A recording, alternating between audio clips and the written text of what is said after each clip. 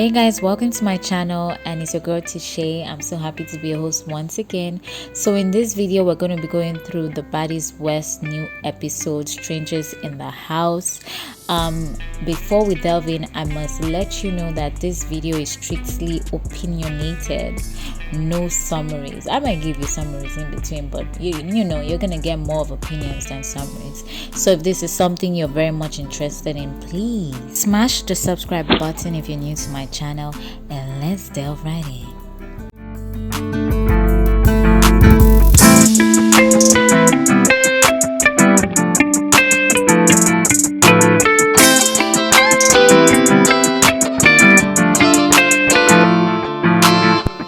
So this episode I actually continued from the fight scene between Razor and my girl Scotty with the buddy. And apparently in this scene, Scotty was, just basically calling out Razor for a double standard, because according to Scotty, she mentioned that, very much earlier,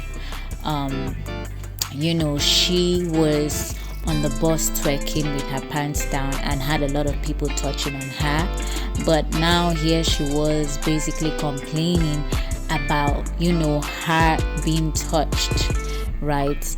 Now, in case you didn't follow, there was some kind of argument between Scotty with the buddy and Razor over being inappropriately touched. Now, according to Razor, she said that Scotty had kind of inappropriately touched her down there, and Scotty in her defense said that she didn't do any of such. She was only staring or looking at the tattoo. So like I mentioned earlier, this due to how this whole argument had kind of escalated out of hand, Scotty had to make reference to a previous incident, like I mentioned earlier, which was Razor even twerking naked on the bus and having people rub on her and touch on her, and was basically calling out Razor for that and saying that she was complaining over being touched inappropriately, whereas she had done something like that previously. Now, according to Razor, Razor was like, it's her body and she can decide to strip down and allow whoever she wanted to touch, or whoever wanted to touch her rather. Now, in order to neutralize this whole situation and simmer it down a bit, Tommy kind of stepped in and basically told Scotty that for the fact that it was now very obvious that Razor didn't like Scotty in particular touching her, probably because she felt Scotty was a threat. So basically Tommy was like, what, just apologize and let's just move forward, because we had plans for the night. Like Nally mentioned earlier in my previous video, they were performances that had been planned out for the night. So basically Nally and Tommy were just trying to simmer down the situation so that all the girls could move forward to the next phase. In response to that, Scotty was like, what, if you're gonna ask me to apologize for touching her inappropriately, whereas these other girls were rubbing on her, especially when naked, that means all these other girls wouldn't have to touch on her as well, right? But Razor immediately kind of interjected and was like, she could allow whoever she wanted to rub on her, because according to Scotty, she even mentioned that as to what she could recall, persons like Blue even rubbed on Razor more than she herself even did, right? And like I mentioned, Razor was like, Scotty had no right saying that it was her body, and she liked who she liked, basically confirming that she didn't like Scotty, and she even went on to mention it, verbally confirm it as well. So at the end of the day anyway, Razor and Scotty got to I would say, dish out a fake apology to each other. And Razor was the one that initiated, and I feel like she had to be the one to initiate it, because it was so clear and obvious that Razor wasn't really feeling Scotty for whatsoever reason, because like Scotty mentioned, the issue she had with Scotty was something that other girls in the collective had even done worse than she had. So yeah, that was that for that scene. All right, so the next scene is Nally trying to like instigate some kind of reunion between Tommy and of course Turner. Of course, this was in light of trying to get all the girls together so they could move on to what they were supposed to do for that night, right? And yeah, that was just basically it. Stunner finally was invited over, and of course she came with Miss Cat. At this point, I really don't know why Miss Cat is following Stunner around, because well, yeah, like it doesn't make any sense to me, because I mean the last time I checked, Miss Cat was there for the show and not Stunner, and it's not like she probably knew Stunner prior to the show. But let me know, correct me in the comment section. But like I said, Stunner was invited over and she came in with Miss Cat, and Nally and Tommy were already at the kitchen awaiting their arrival. And after they arrived, they decided to have this finally awaited conversation.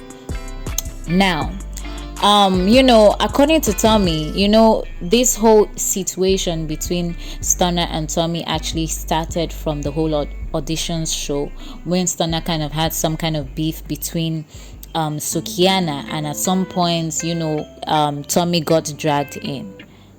So Tommy basically just tried to clear the air and tell Stunner that, when she actually asked Stunner to introduce herself, she meant no disrespect, because she genuinely did not know Stunner from anywhere, as she even mentioned that she never really listened to female rap artists, right? And in Stunner's response, Stunner basically responded saying that, for her it was just basically disrespect, right? That she was not having the disrespect. And Tommy rather tried to go on to really clarify everything that happened, and that basically just makes Stunner understand that she was never coming at Stunner in any kind of way, because the question she asked Stunner was the same question she had asked her predecessors, right? Now Stunner basically in response to that started making reference to the things Tommy did. Basically, she made reference to Tommy throwing her drink on her, as well as trying to run up on her, but the zoo security had kind of stepped in. So Tommy was basically in denial of everything, but Stunner was not just having all of that, and in between still trying to reflect on what she did and did not do. It grew out of hand. It became a little bit heated, because at some point these ladies were seen exchanging jabs at each other, basically Stunner letting Tommy know that she had kind of ruined her career by dragging her on set, and giving her a good ass whooping, and basically calling her grandma and all of that. At some point she even flung her shoe at Tommy. Like I said, things got out of hand, and a physical altercation almost happened, but once again the zoo security had to step in to make sure it didn't, right? At the end of the day, both women left that whole situation without necessarily resolving anything, and not even willing to resolve it in the future. Over to the last scene of the episode. It was the girls' night out in Vegas, where they were finally ready to go do their big one at a Vegas club. And the girls were kind of conveyed from the house to the club in a shuttle, in their Baddies West shuttle. Of course, Tommy didn't join them for reasons we all know of. And when the girls got there, each and every one of them performed. Rolly did her big one. Stunner went next. Tommy, who really wanted to go last, had mentioned it to Nally rather, for some reason was brought out, right? And she wasn't just having it, but at the same time, she couldn't just allow that ruin her performance. So she also did her big one. DJ Sky, according to her testimonial, said that she knew very well rather, that Tommy really wanted to go last, but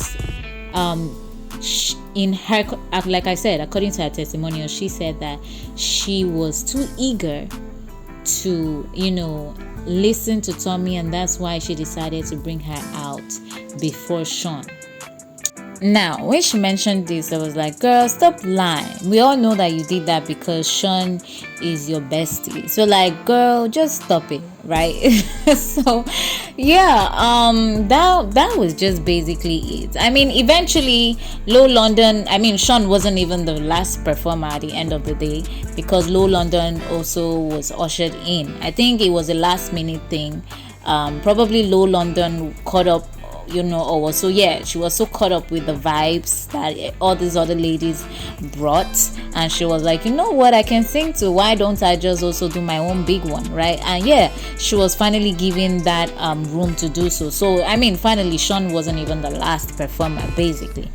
So based on my opinion, right, or from my opinion, based on the performances, I kind of like rated the girls. So for me, when I say rated the girls, I'm talking about I'm putting music into consideration, right? No, in fact, I'm not even putting music into consideration. I'm just basically going straight to crowd engagement, right? So for me, I feel like for crowd engagement, it was Sean tops the board, followed by Stunner, then Rolly, and then I don't even know, I think Tommy and Low were a tie, right? Now, based on music, for music, I would just say, for me, music wise, Rolly tops my board, followed by Sean, followed by Tommy, Stunner, and then Low London. But yeah, this is, like I said, in my opinion. Let me know what you think. Rate these performances in the comment section, and if you enjoyed this video, please go ahead to give it a like, a share, and if you're new, subscribe, and we'll meet in the next episode. Bye.